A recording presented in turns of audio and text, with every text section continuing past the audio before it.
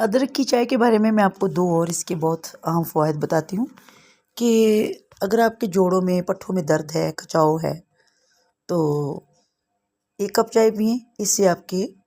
پٹھوں اور جوڑوں کو بہت ریلیف ملے گا، آرام آ جائے گا۔ اس کے علاوہ ادرک میں تیزابیت، معدے کی تیزابیت اور جلن